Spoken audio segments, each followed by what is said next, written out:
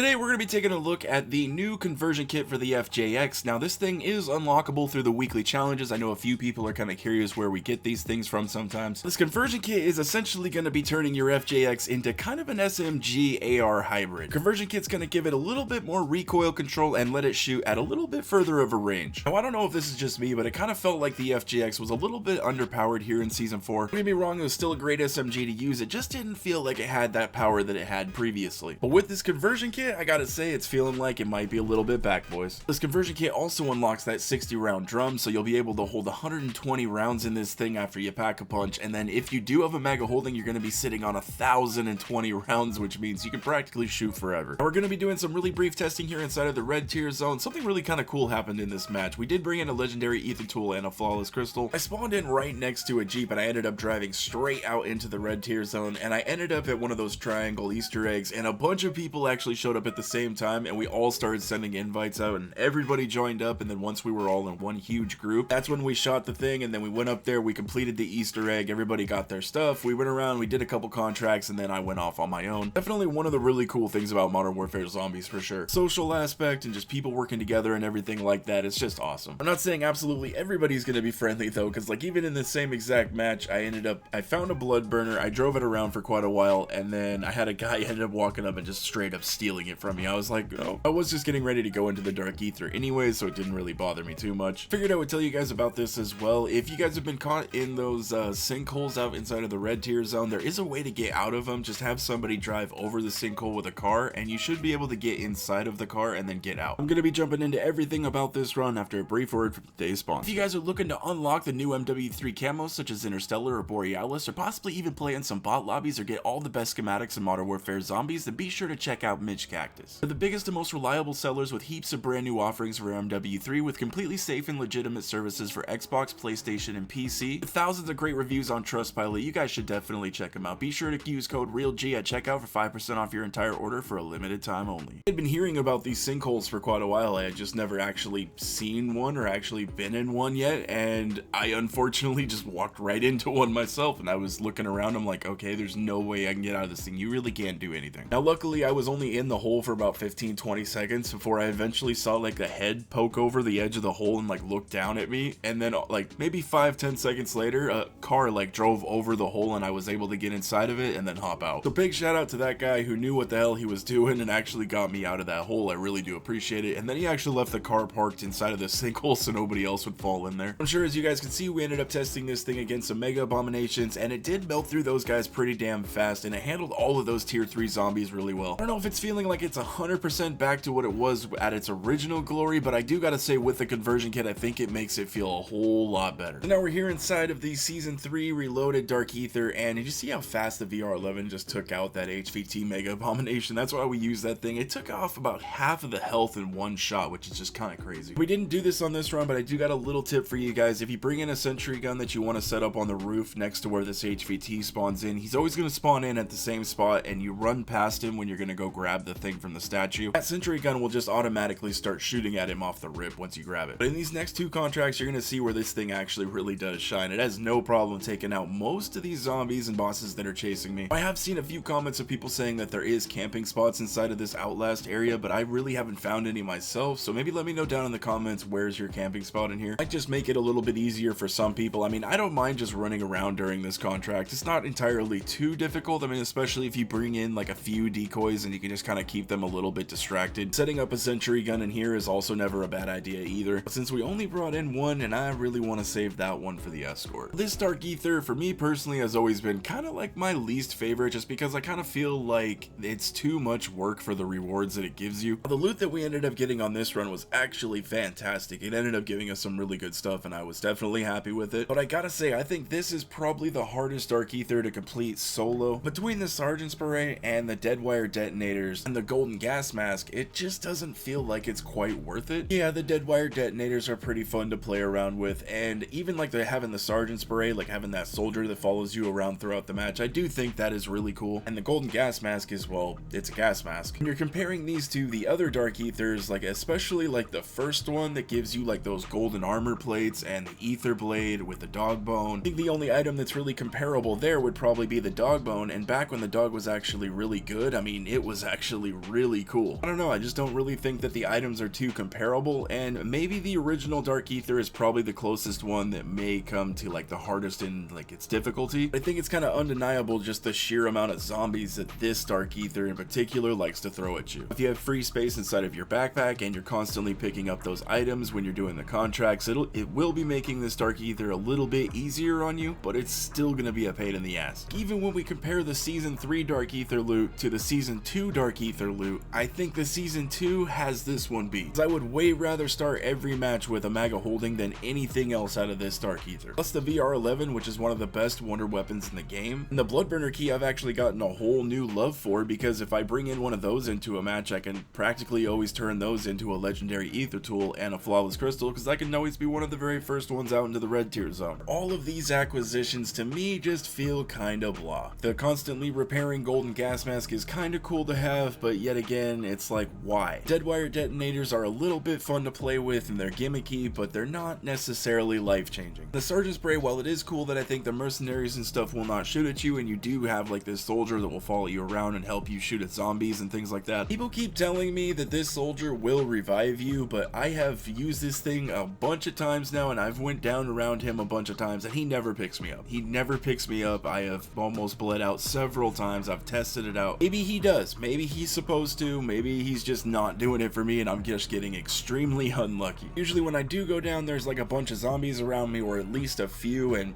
maybe if there's even just a single zombie around, he gets so distracted he just will not res the player, which I think is just makes him almost useless at that point. One thing that I will give him credit for is, at least whenever I've used one, is that he will stick with me throughout the entirety of the match, where like the Hellhound will actually die off incredibly quickly now. I will give him credit for that, and it does seem like he should res you, because he does have like all the same attributes and stuff as the friendly Hellhound. He's just not resing me. I don't know, maybe it's just a me problem. But that is definitely why you will see a little bit more content for me where I test things out a lot more going into either the Season 2 Reloaded Dark Aether or even just the OG Dark Aether. I think that the loot and your time is way more respected and you just get better stuff from going in there. I do have to admit, the loot that we got on this run was pretty damn good, and you'll see at the end here. Maybe not completely not worth your time, just I kind of prefer the other Dark Aethers. Let me know down in the comments section which Dark Aether is your favorite to run through. Each one of the superpowers that you grab before you start the contract is going to be helping whichever contract that you are in. Yes, they will make you more powerful and just help you all around the more of these that you pick up, but each one is actually tied to the contract that you pick up. In the Outlast, you get the fast feet, so that way you can stay in there running, and then with the HVT, you get the exploding heads. That way the HVT is a little bit easier to explode. But I do think that the power that comes along with the escort mission is probably the most crucial to pick up, because this one is going to make some enemies glow green, and if you kill the glowing green enemies, those ones are going to be dropping nukes, just making this contract so much easier. And if you don't have a VR11, you are definitely going to need that, and I would just advise you to bring in a VR11. It's going to make your life a whole lot easier. I cannot tell you how many times I have gotten this ACV all the way to the bridge, like to the very last stop, and then they just destroy it. Trying to complete this contract solo without the VR11, it is definitely possible, but it is extremely hard. But I loved using this FJX throughout this entire run. I mean, it really kind of feels like this thing is back. I mean, it's just shredding through all of these zombies, the red tier zone, Elder Dark Aether. Oh, look at this. We even tried to complete the boss fight here, but I knew it wasn't going to happen. We had less than a minute left on the clock, and I was just getting squished into the extraction zone. And unfortunately, my time was running out, the gas was closing in, and if you guys have ever gotten caught in the Dark Aether gas, then you know this stuff does not play around. Definitely not like the gas out in Urzikstan. You can actually survive out there for quite a while. This gas will almost kill you instantly. But yeah, just absolutely amazing movement on this little SMG, especially with this conversion kit. I think it just brings the power back up quite a bit. Now that we finally have that 60 round drum unlocked with the conversion kit as well, I'm thinking this is still definitely one of the best weapons to use here in Modern Warfare Zombies, and is just possibly going to make that top 10 list. We're going to put that loadout up on the screen right here for anybody that wants to check it out. I greatly do appreciate anybody that watched the video today. It does mean the world to me. Please go ahead and drop it a like if you enjoyed it, and subscribe to the channel if anybody is new. I hope you guys have a wonderful rest of your day, and I will catch you in the next one.